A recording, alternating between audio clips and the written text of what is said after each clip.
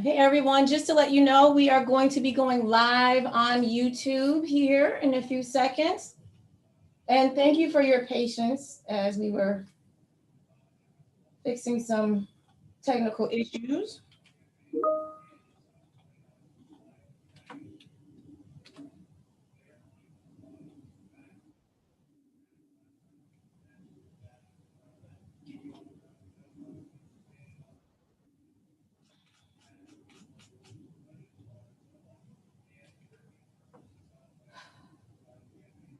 Shivi, please check Teams for a message.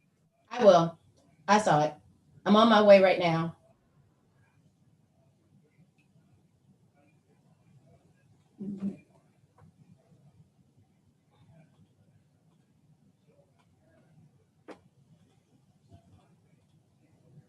Where did your name go? All right.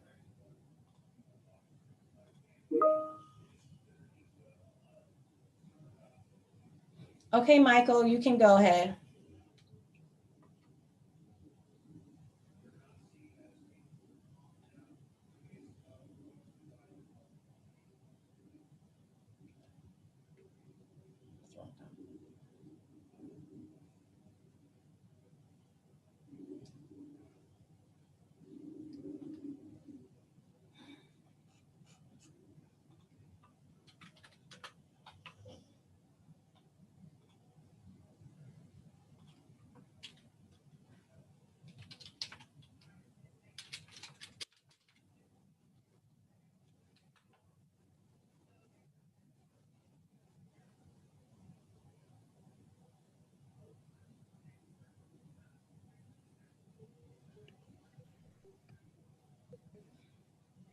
Michael, if you want to do it from there, that's fine.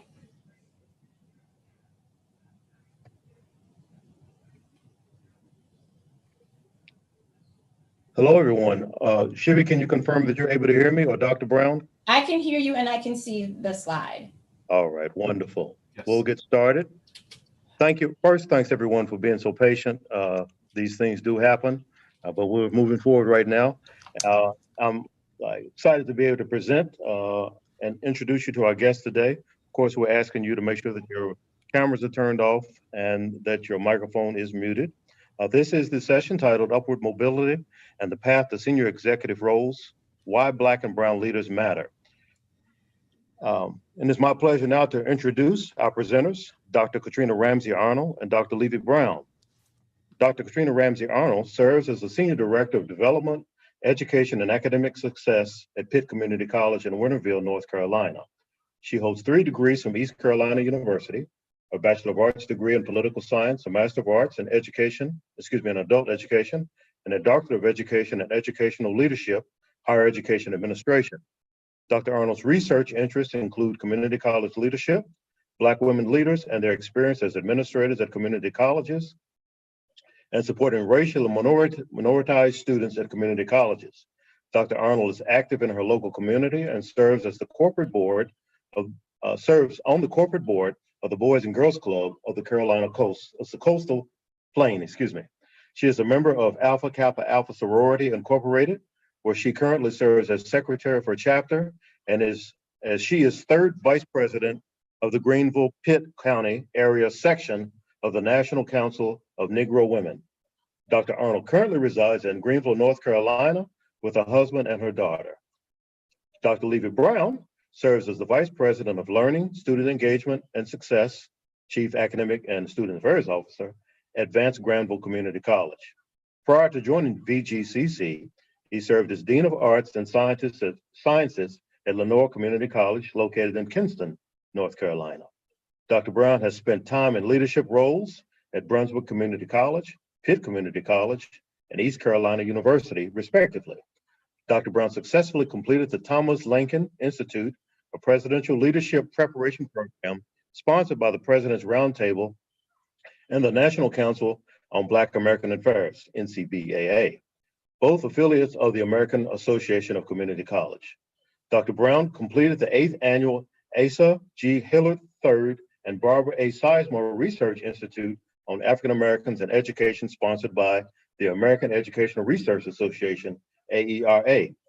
research focused on Black education during his doctoral studies at East Carolina University. Dr. Brown's dissertation is titled An Examination of African American Leadership Practices and Upward Mobility Within the North Carolina Community College System. Dr. Brown serves as a new member of the American Association of Community College Commission on Student Success.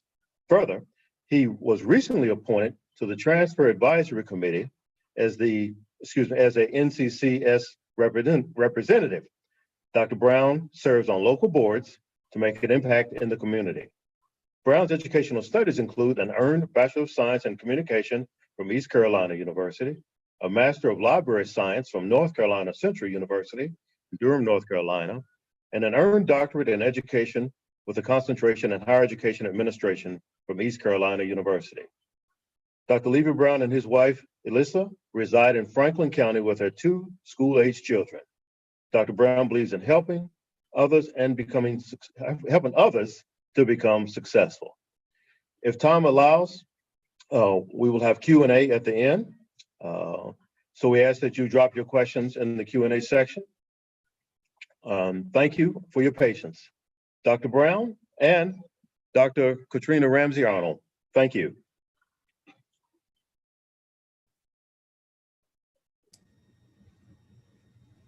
Make sure your mics are not muted. Okay, good afternoon. Happy Friday afternoon, everyone. I'm so excited you all are able to join us this afternoon. I know you have had a great day in sessions, learning so much. I know the sessions I attended were very rich and I've been learning a lot today, and just so thankful to be able to see several of my colleagues presenting today and also in session. So we're excited to be able to share some information with you today. I am going to share my screen.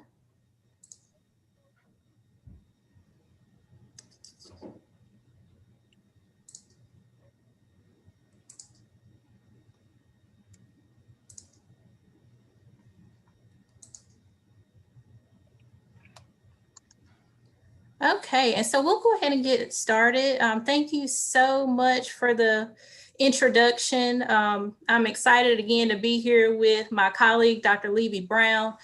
We have known each other for quite some time. We were actually a part of the same cohort, doctoral cohort at ECU. Yes. And we are very excited to share with you today some of our research and also some of our personal experiences. So we hope to engage you in conversation. We hope to hear from you also today. We want to make this as engaging as possible and hear from you, like I said before. So please don't be shy. We'll be asking you some questions today. And so we'll hope you will respond to our questions. Dr. Brown, do you want to say something as we move really into quickly. Just again, thank you all for joining us. We know this is the last session of the day. You've taken in so much, and we appreciate you taking time out of your busy schedule. Engage with us, answer the questions through chat, or even when we have an opportunity, we still believe, if time permits, to let you even chime in verbally on some of those questions, if time permits. So we look forward to it, and we're ready to roll.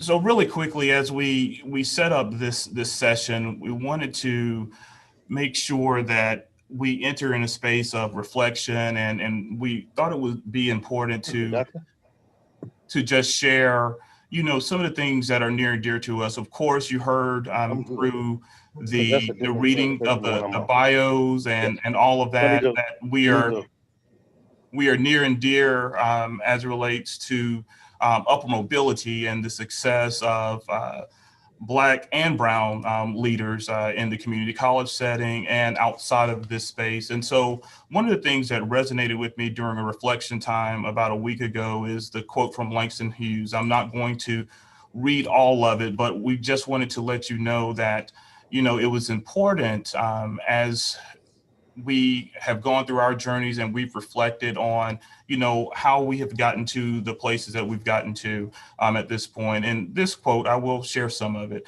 I've discovered in life that there are ways of getting almost anywhere you want to go, if you really want to go. And for me, that talks about persistence and pushing through and making a way, even if the doors seem to be closed or stagnant. So just think about that, let that resonate with you. And I'm going to turn it over to my colleague for her to share her quote.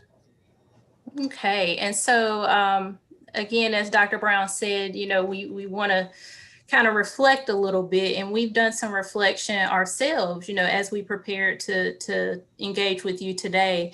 One of the quotes that resonates with me, especially when I start to think about, just the journey, and whatever that journey may look like for us, especially for Brown and Black people, is this Shirley Chisholm quote. And I know it's probably familiar to you all. If they don't give you a seat at the table, bring a folding chair.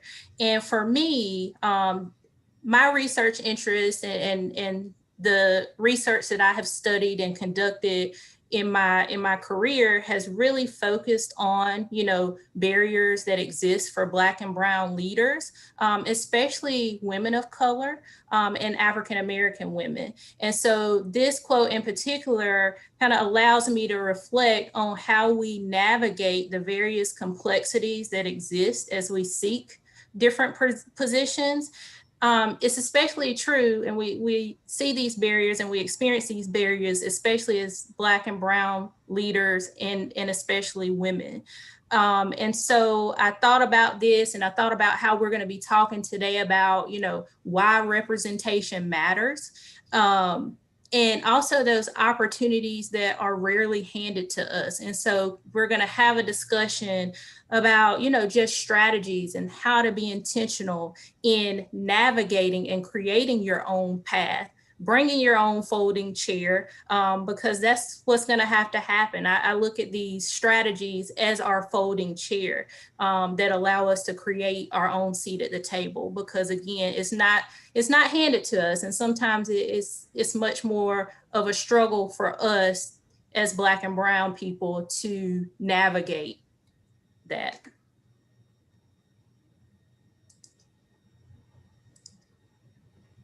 Okay, and so what we want to do here is we want to engage you a little bit. We want to get you to respond to a poll, just related to what leadership role do you aspire to hold in the community college environment. My colleague is going to put the link to the poll in the chat so you could easily click on that, and it'll take you to Poll Everywhere.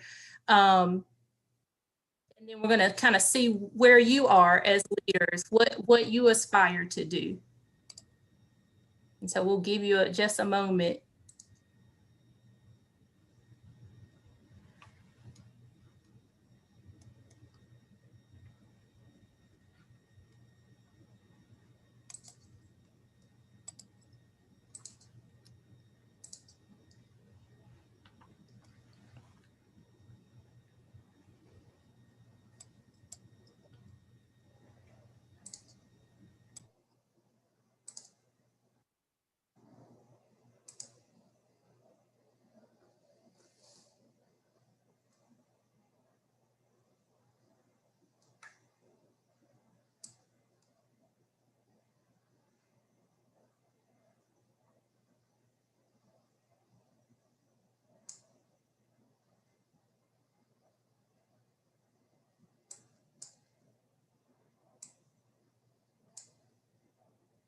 Okay, it looks like so far we have a lot of future vice presidents in the room today.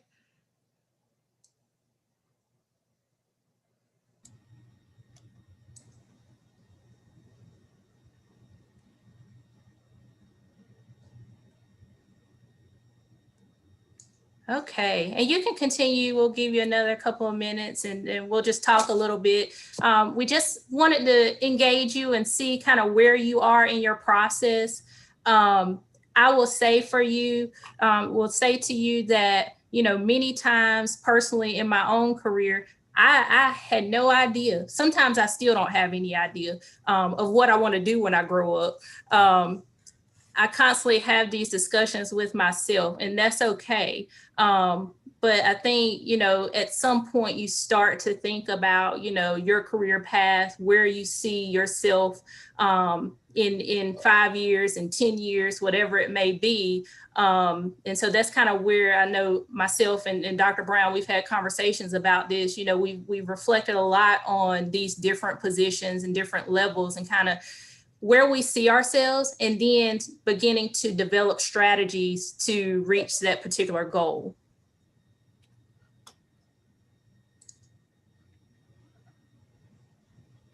Okay, and so I will go ahead and exit out of the poll, but it looks like the winner is Vice President. So yeah, we're so excited. And Dr. Brown can give you a lot of tips and advice on the Vice President role. And again, I see there are several presidents. So we have some future presidents in the room. And I think some of you that don't even know that you're a future president, you're in the room. And so we'll go through and talk about, just strategies. But I think what's most important, regardless of where you are in your career journey now and where you aspire to be, whatever that looks like, it's okay. And you develop strategies based on what that career goal is.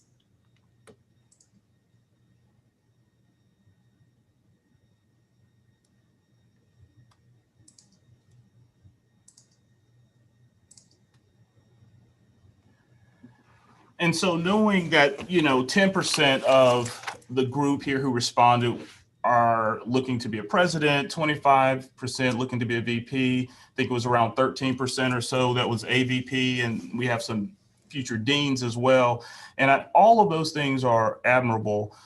With that being said, the community college leadership landscape is definitely changing across the country, right? And whether you're on the East Coast, West Coast, Midwest, the South, whatever the case may be. And, there are a couple of great resources and associations that are out there that really talk about, the future of community college leadership.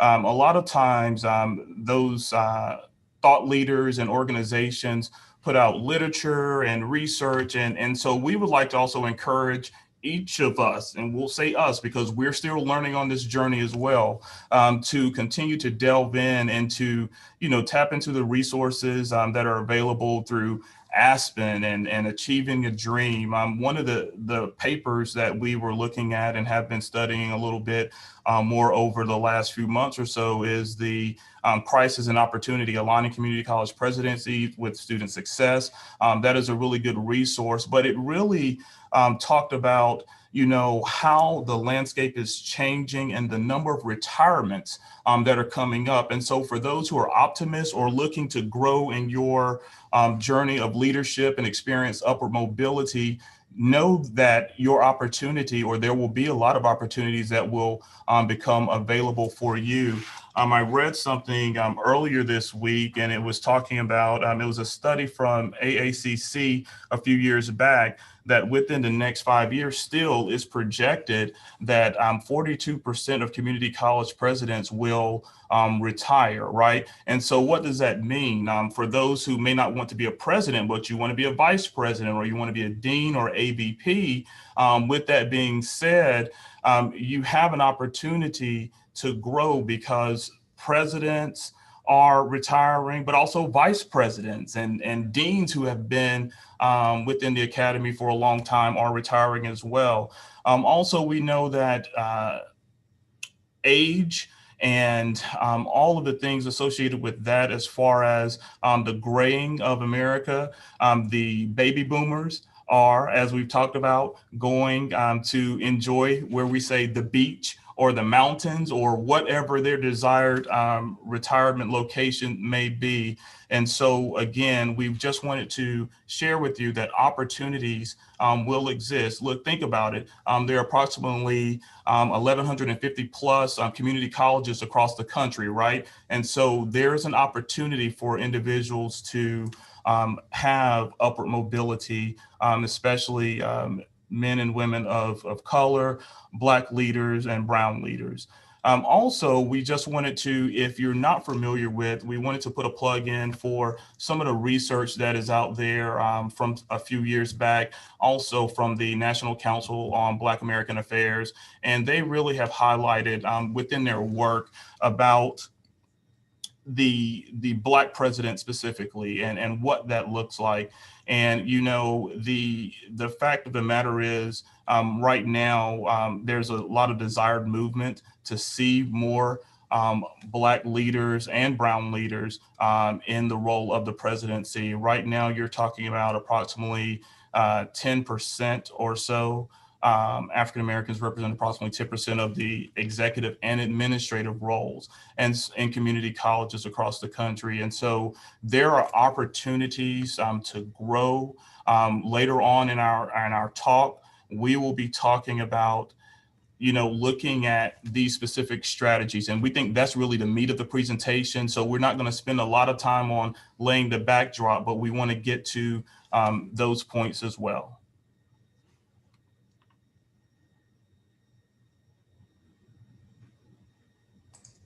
I also wanted to add, Dr. Brown, too, to your point of that grading of America and leadership. If we have any presidents or VPs that have connections with your board of trustees or any other positions at your college that have connections, another point that a lot of the literature discusses too is with that grain of leadership, you know, what are institutions doing to prepare for that and to, you know, fill these positions that will become vacant when these leaders retire.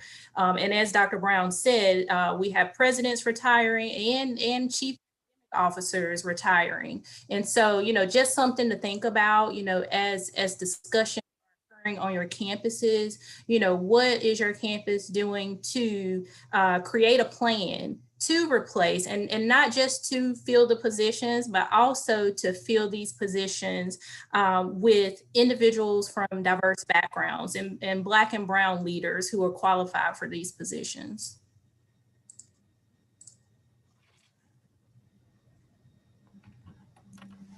You know, there is an exhaustive list. We just opted to pull some things out of the research for the purposes of this talk about why representation matters and is important.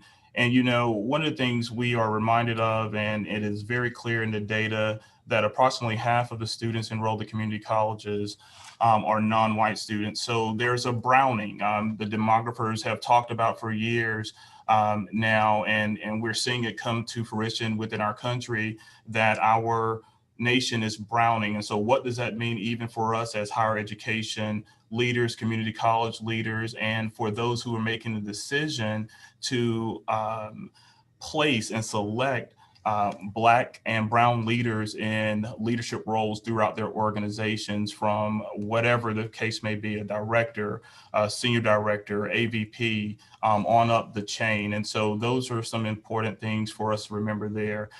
Some of the literature talked about from Orlando Jackson, he talked about in some of his early research about the diverse teaching and learning experience for all students. When you have a diverse organization or higher ed space, whether it be in the community college or the university setting as well. And so that is an important piece to remember. Also connecting students of color and creating basically a sense of belonging. We know that there's literature there. And how do you create that sense and those meaningful connections? A lot of institutions have really worked towards mentor-mentee relationships within the higher ed space. And so some of those things are extremely important as we look to have more representation in the administrative ranks. And not to say that it is only Black or brown people that are able to care for students of color. We're not purporting that, but what we're saying is it is important, and there is a connectivity when those students know that they have someone in a particular space and who is an advocate at the table for them in the institution. Dr. Arnold? And one thing, I'm at Pitt Community College, and we are an Achieving the Dream institution. Was just having a conversation with our equity team on yesterday, just about, strategies that we plan to implement on our campus to promote equity and racial equity among our students. But that conversation did turn a little bit to start to talk about, the inclusivity of our faculty and staff, and then how representation is important. And so, for us, and I think for all of us, it's important, we're focused on student success, and we're going to do whatever we need to do to make sure our students are successful. And equity is a huge part of that, but we also can't lose focus of what that looks like on the faculty and staff side. And so one thing that we have started to do on our campus is to look at our data in regards to the makeup of our faculty, race, gender, and disaggregate that data so that we can determine, if we are doing a good job as far as diversity is concerned. And then if not, we need to have some conversations so that we can make some changes, because we do recognize that, research shows, as Dr. Brown said, that, our students of color, African-American students, and especially I know at Pitt, we're looking at our African-American male population, and they juggle so many different things, and they have so many barriers and experience cultural and institutional barriers. And one particular way that we have learned that we can offer them support is to provide them with faculty and staff of color as well. And so that's a conversation that I know we're having in regards to, again, why representation is important.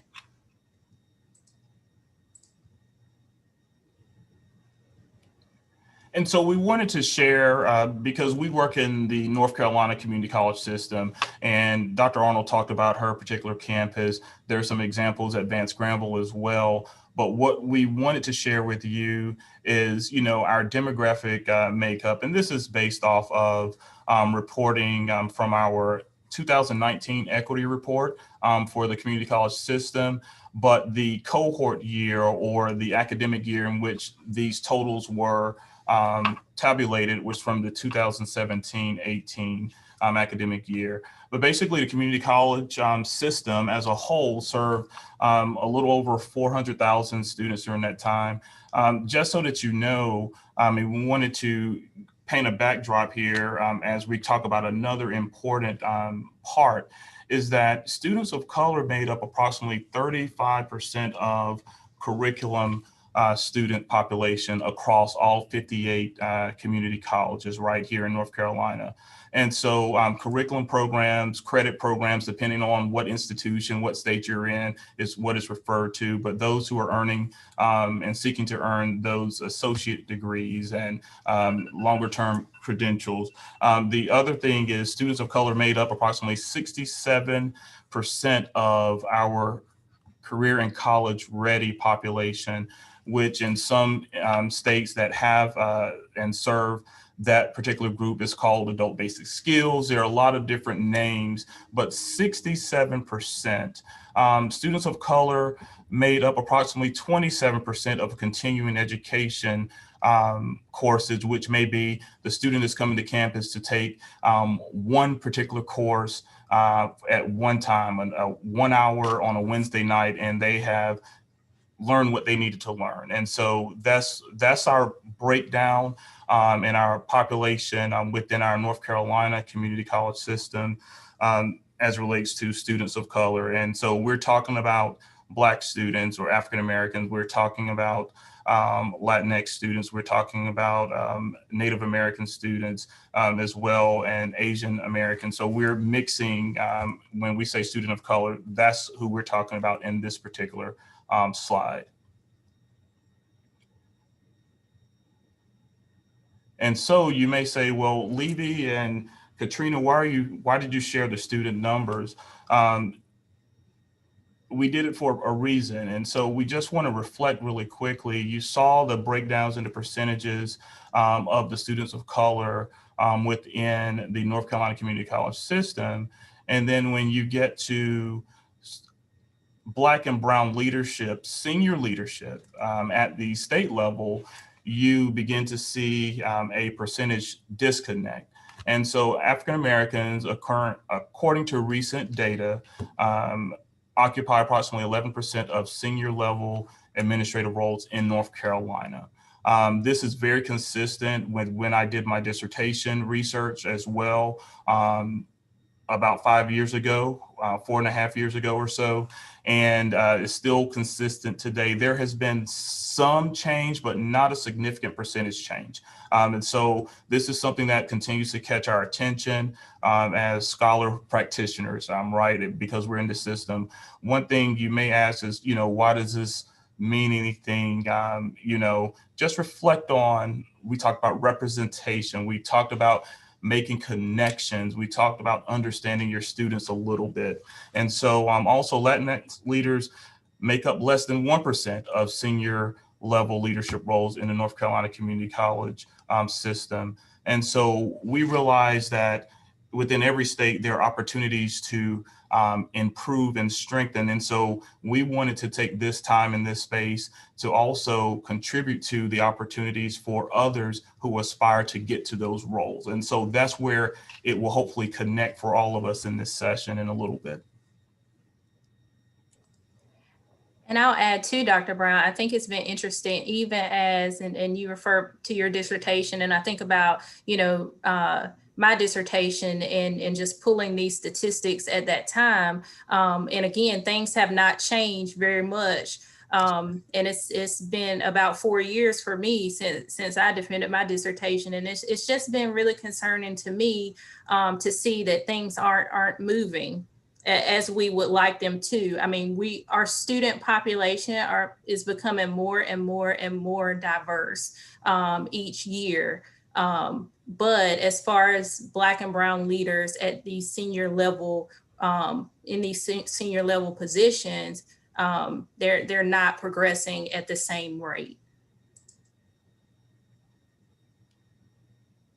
And you may say, how do we know? We've looked at it. We've continued to study, and this graphic is not as large. Hopefully it'll look better when the slides go out. But basically, you're talking about, if you look at the American Indian, Alaskan Native population, and you look at the total number of senior level classified administrators in the North Carolina Community College system, which based on the reports that we have been able to examine, it would be 334 out of 58 institutions.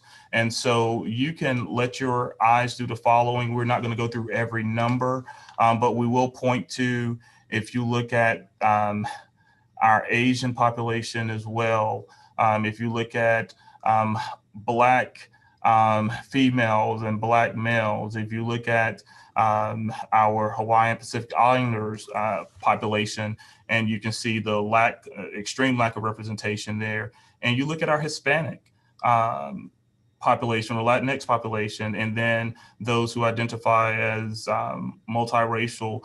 And you go to the far end of the chart, and you will see, or graph, and you will see that the white population and makes up the majority, right? So white females are coming in at 129, which is representation of 39%.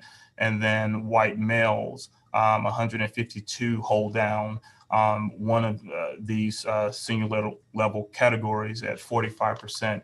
And so we wanted to paint the picture. We wanted to share this information. And again, let you know some of the stats from our community college system, which does not differ a whole lot from what the national picture looks like, to be honest, except for a few states. And that would be another presentation and conversation.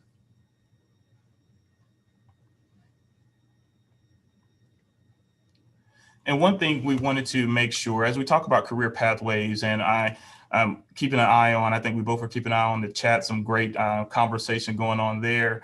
But, you know, it would be hard for us to talk about pathways and the journey to the top without acknowledging, and I'm not going to read this whole quote, but the complexities of the workplace, including racism, prejudice, stereotyping, and biases that exist currently as it relates to employment discrimination, or just being in the workspace in a higher ed setting, specifically community colleges for this conversation.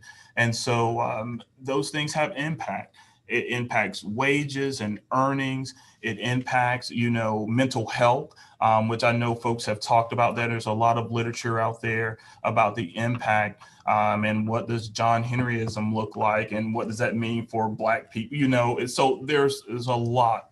And so we wanted to share some of the research and some of the pieces that have resonated with us there.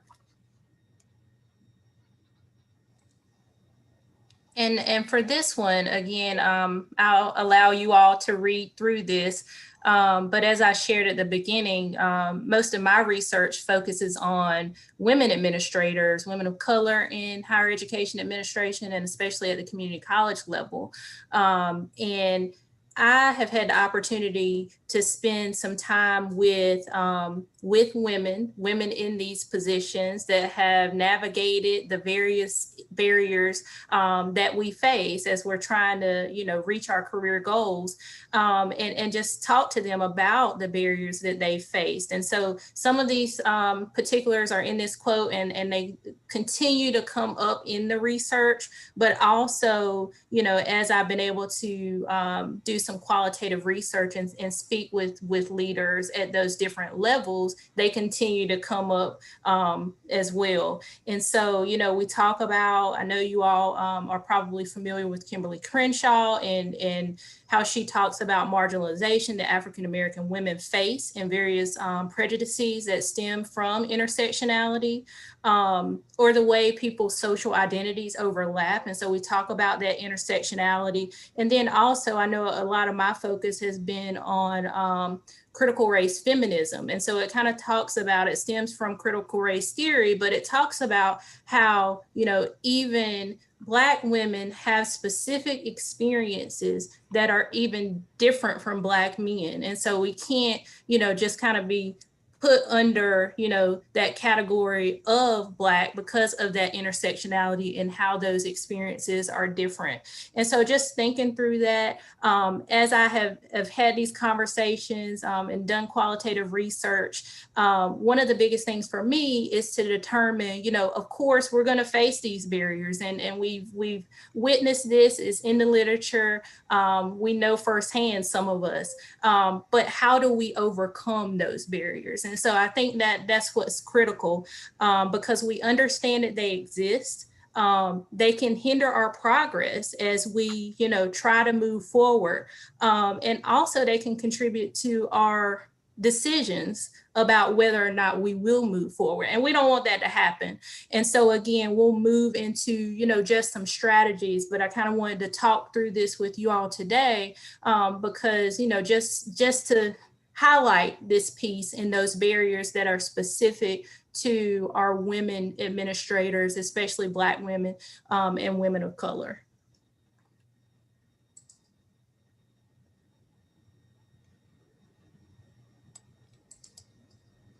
Okay, so I think we're going to move into some quick discussion. I know we're, again, keeping an eye on time, so we want to hear from you a little bit. Dr. Brown and I really love to engage, and we're trying our best to be as creative as possible in this platform.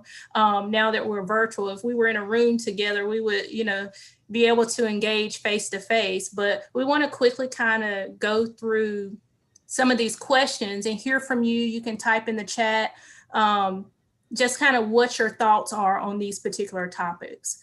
And so the first one, what do you see as one of the most significant barriers Black and Brown leaders face when working toward upward mobility in the academy? Dr. Brown, I'll let you monitor the chat. Yes, I'm looking. I'm waiting for this great feedback. Absolutely. And so we talk about some of these barriers, isolation, racism, especially. We talk about, again, how intersectionality plays a role in that. And so there are a lot of different barriers that Black and brown leaders experience that are unique to our experiences as we progress. We're receiving feedback. Bullying is listed, authenticity, the bias of senior leaders, not having strong professional networks that others may have, implicit bias, microaggressions. I was looking for that as well. Mm-hmm. So a lot of great feedback. Also building meaningful relationships with people who can influence. We're seeing that also based on this feedback, nepotism and sponsorship. Mm-hmm. Very good. Very good. Great feedback. Thank you all for engaging. Thank you. Okay, next, can you describe your current ability to establish a strong professional network? And I think that is a challenge or a barrier that we face. So if some of you want to chime in and just give us some feedback on how you are currently establishing those networks.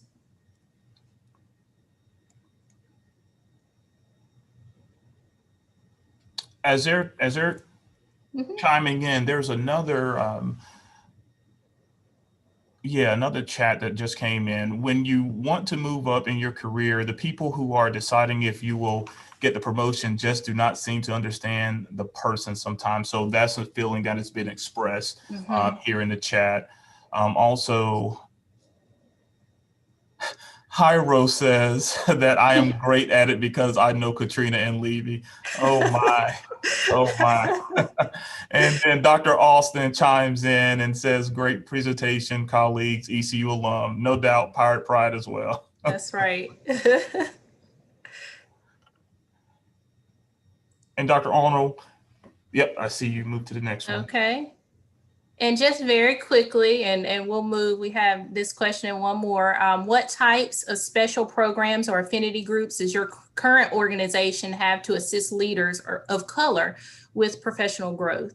And so I know, for example, our college, our president, he established a leadership academy, which is open to all individuals on campus. But I think it has been very, very instrumental for, again, all faculty and staff, but also our faculty and staff of color who are interested in leadership roles or who just want to learn more about, how community colleges work. And also they support us in outside professional development and leadership development opportunities.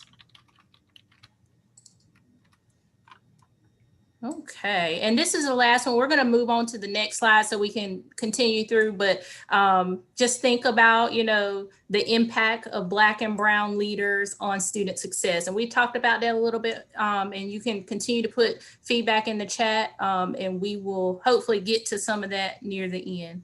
We do want to provide you with some strategies for successfully navigating the academy. And so we'll go through these fairly quickly. And again, put any questions in the chat box. The first one is developing an area of expertise. And Dr. Brown and I have talked about this at length about, just making sure you know what your area of expertise is. And I think that's important. And I want to turn it over to Dr. Brown so he can kind of give you some feedback on his experience, as he's kind of navigated and reached that vice president role of how he developed that area of expertise.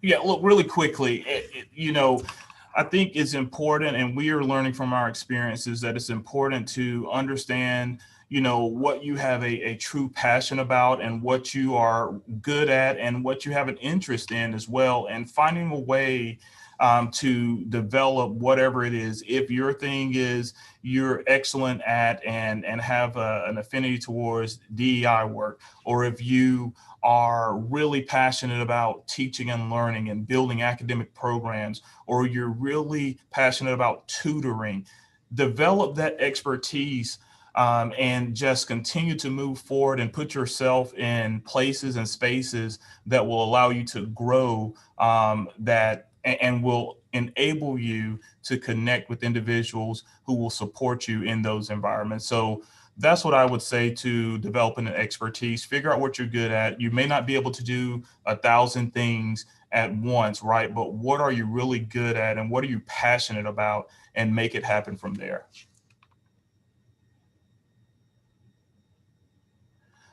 We have seen this in the literature from our professional and personal experiences.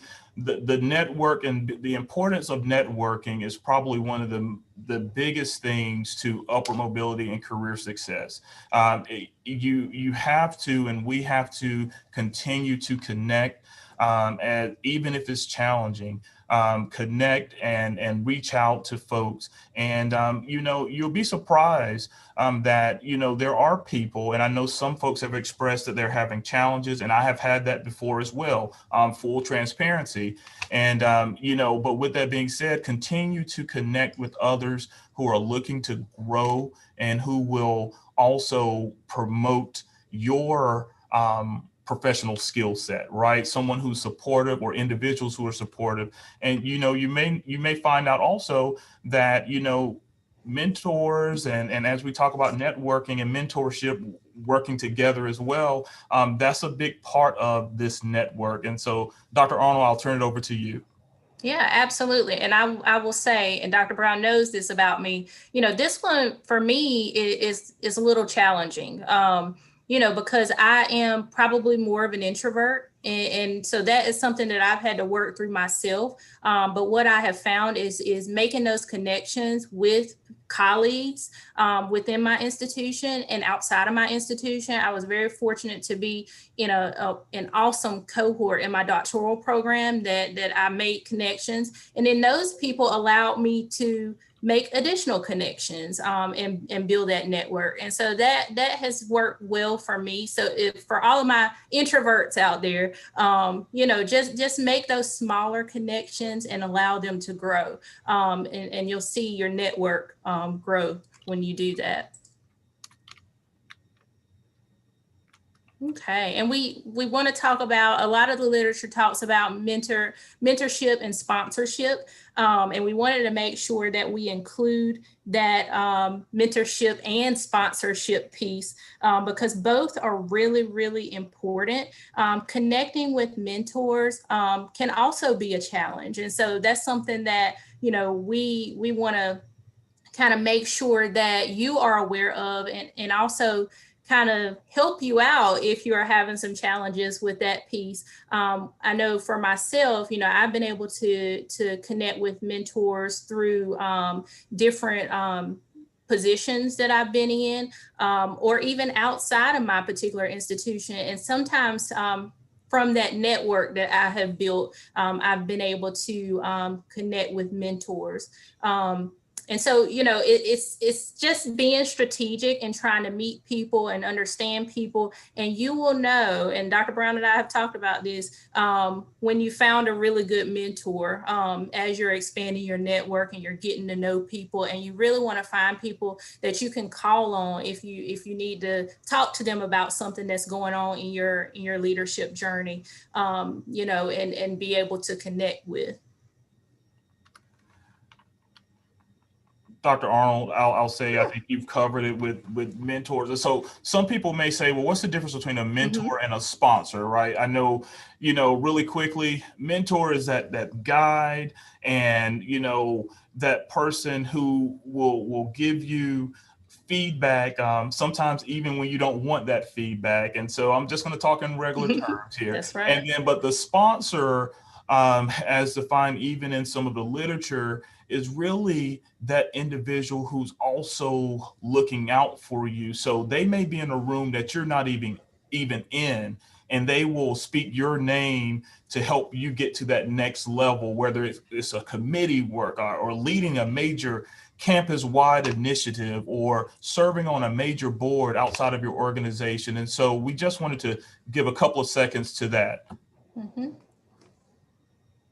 Okay, and I think most of you are probably aware of this particular strategy, and just professional learning and development. As much professional development as you can engage in is always great. I go back to, you know, that area of expertise that you have created. And so making sure that you are knowledgeable and you're utilizing your resources as far as professional development are concerned, to continue to develop and learn more. And also, you know, engaging and learning outside of your area of expertise, I think is always critical, especially as you navigate your career path.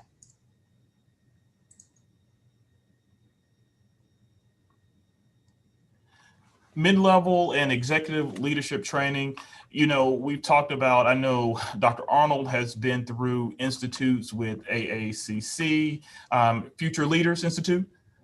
Yes, the Roosh Future Leaders Institute, and then AACC also has the Future Presidents Institute as well. So those are the types of things that we should look to engage in. You also have the League of Innovation opportunity to have ELI, Executive Leadership Institute, which is built more so for aspiring presidents. But I do believe others would benefit who are looking to get into senior level administrative roles if they're at the dean's level or higher, I believe is how that is written out sometimes. The Lakin Institute was a phenomenal experience for me as well, and working with some of the dynamic colleagues from the President's Roundtable, those types of experiences. I know others have gone through the Aspen Institute, which is definitely one of the most sought after presidential training opportunities now in our country, but there are a lot of opportunities out there, and we just encourage you all to look into those as you're looking to grow in your journey, because again, the networking, the learning, the long-lasting relationships and partnerships that you will forge, you never know exactly how those things will play out. And I say that with a smile because they're definitely beneficial, definitely beneficial. Okay, and committee and task force work, I'll just share very briefly that this was one for me that allowed me to kind of get out of my comfort zone. When I first started working in the community college, I worked in basic skills, and I started as an adjunct instructor and moved into a coordinator's position. And one of the pieces for me, and I've talked to other colleagues, was, you know, how do I move outside of that area which falls under continuing education when I start to develop an interest in academic affairs or student services? And one of the key pieces for me was to become involved on campus in various committees and on task force. So just throwing that out there because I think that's important. You also begin to learn about different parts of the campus. You engage in opportunities that you may not have thought you would ever be engaged in, which is important as you navigate, you know, your career path. And so committees, volunteer, say yes. Don't say yes too much. I've got myself into a bit of trouble saying yes to too many things. But, you know, even if it's something that's not comfortable for you, take a risk because you'd be surprised what you learn. Okay, and that kind of goes along with what I just talked about. Dr. Brown, I don't know if you want to elaborate on that a little bit, but just, you know, utilizing those opportunities that are not necessarily the most familiar to you. Yeah, absolutely. And I think that is important. Those out of scope learning opportunities or stretch assignments, as Dr. Arnold and I have talked about before, and others, getting that done. One example is when I was Dean of Student Services at Lenoir Community College here in North Carolina, I was at a retreat for our administrative council at a time, and our president, who has at the time, who has since retired, made a call, and he shared that, hey, I really want to revamp this performance evaluation process, and you know, is outdated and antiquated. And so one of the things, I'm in a room, one of the youngest, African-American male, one of the youngest in the room, and we talk about, you know, not being afraid to step up. And so there were probably 30 folks in the room, and no one else said that they were willing to take that on. Some may say, hey, that should be human resources, and I get it. However, with that being said, human resources did not volunteer, so I did. I volunteered, and then one of my colleagues, who was an associate dean at the time, volunteered, and we co-led that effort to help improve and strengthen our performance evaluation system. It was paper-based. When we started, we convened a number of individuals, a task force basically, and by the time our work was over, we had converted it in working with IT and HR to an online process. It's my understanding, and one of our colleagues, I believe, Athena Wilson, is on this in this presentation. It may still be in standings now as it relates to an electronic process, but we help to do that. And so with that being said, those out of scope learning opportunities are very important. And it also gave me a direct line, and Dr. Arnold and I talked about this the other evening, a direct line to report to the president on this particular project. And so with that being said, I'll stop there. Okay, and so we just want to share our information with you. If you're interested in getting connected to a professional mentor, email us. We have some connections, and so we'd like to, share that information with you if you are interested. If you have additional questions and want to reach out to us, please feel free to do so. Our email addresses are on the slide. We would love to engage in additional conversations. I know this is a short amount of time for us to be able to talk about this, so please do reach out so we can chat a little bit more after this presentation. Okay, and I don't know if we really have time for questions. I know we had some technical difficulties and we got started a little bit late. I think I think we have time. If you Okay. guys, we don't want to keep our presenters longer than needed, but we apologize for the delay earlier. So if Yeah, folks have and we're questions- fine. Yeah, we're fine, Mike. And forgive me, but I'm having difficulty hearing where I am. So if I ask you to repeat something to me, if you say something, I apologize.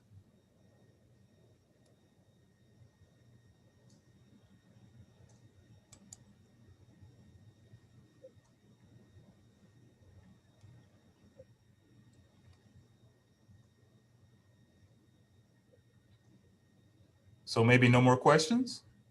I don't see any more. And I think some people have started leaving to go to the final session. Mhm. Very good, very good. I think you guys delivered so much good content that we couldn't even take anymore. Mm-hmm. Great. That's a good sign. That's a good sign. Okay. Well, thank you. Thank you all so much for joining us. Again, reach out to us. We're happy to chat more, and have a great weekend. Have a great one, you all. Thank you. Thank you. Oh, what is going on with this today? No, I cannot pop out. Let's see. Or do I need to switch it back over or Yeah, just if in you the can make meeting? me the host, that would be great. Because I Okay. can't make myself the host. I don't know. Oh, Gotcha. I got it. You got it. Okay, got it. Okay. Thank you. Thank y'all both. We really do Thank appreciate it. you. Thank you. Yes, thank you, Dr. Arnold. Thank you, Dr. Brown. It's exactly what we expected. So thank you.